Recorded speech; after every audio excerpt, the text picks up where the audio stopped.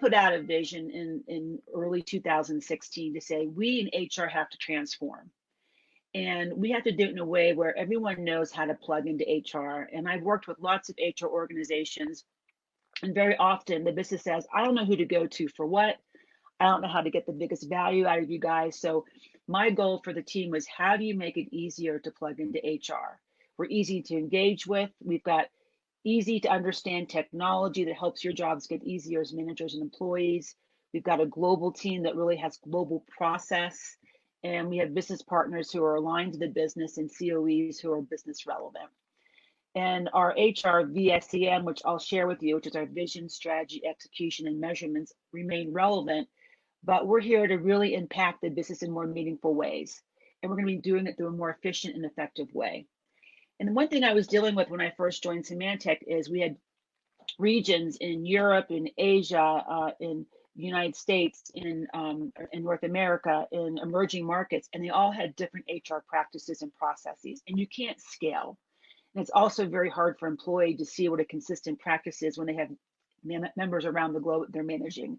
So my goal was to put forth a consistent way by which we did business around the globe. And if we decided to localize something, it was because it was advantageous and necessary. So getting rid of redundancy. And then lastly, we made certain that everyone's roles were clear and compelling, such that the members not only felt like they were learning and growing, but they are really proud of their work.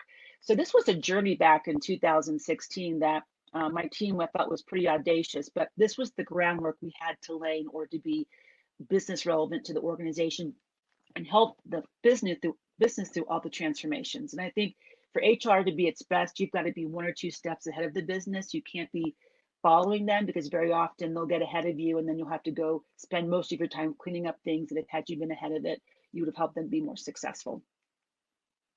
So the operating principles we set out for in the HR organization, this is before I think growth mindset was more front and center than it is today, but we've got to think about how we achieve more growth mindset versus being victims. We had to get really clear on how we're going to work around this operating model.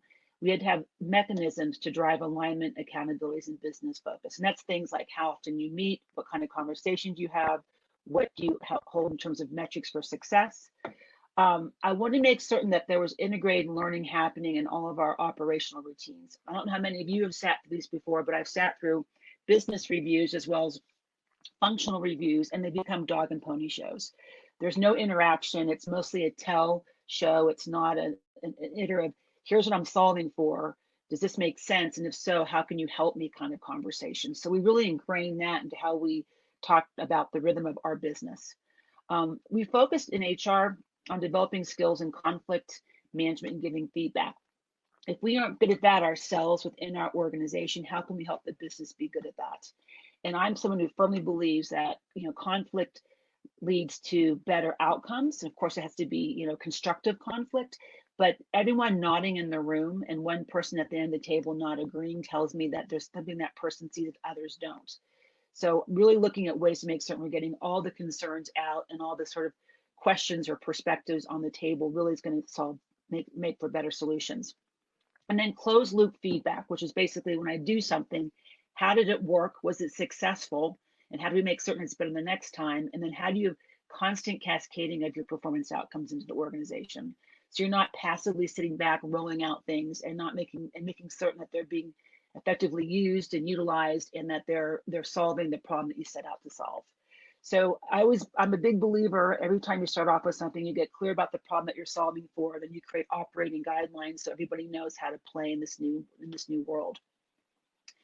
Another busy slide, but the most important thing to look at is the framework. So I learned this framework at Cisco Systems. It was basically called the VSEM. So basically you have the mission of the company that you're trying to support as an organization, and then you have what your mission or vision is of your particular function. So you create a vision that's typically 3 years out. And so the HR mission was about making Symantec the place where talented people want to be, innovate, grow, and make a difference in creating a secure world. Then you create your 1 to 3 year strategy. And these are things that should be iterative over the next 3 years, but are focused around the pillars and platforms. And so we picked things such as talent optimization, culture, and organizational effectiveness to be the things that supported our HR strategy, because we were all about sustainability. We're in the opportunity to turn this business around. So what do we need in terms of long-term business support and growth? And we picked on an execution front, the 3 pillars you see. And underneath of those pillars, these were typically initiatives that were 12 to 18 months in duration, and they would morph and change. And sometimes they'd remain because we either didn't get as far as they wanted to, or they became even more critical and important.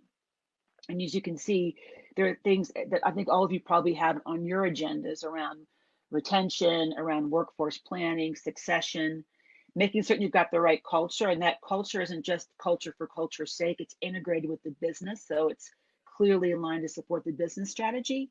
And then things like organizational effectiveness, which is always the hallmark of really good, strong human resources. And then beneath each of these pillars, you have important measurements to support those pillars.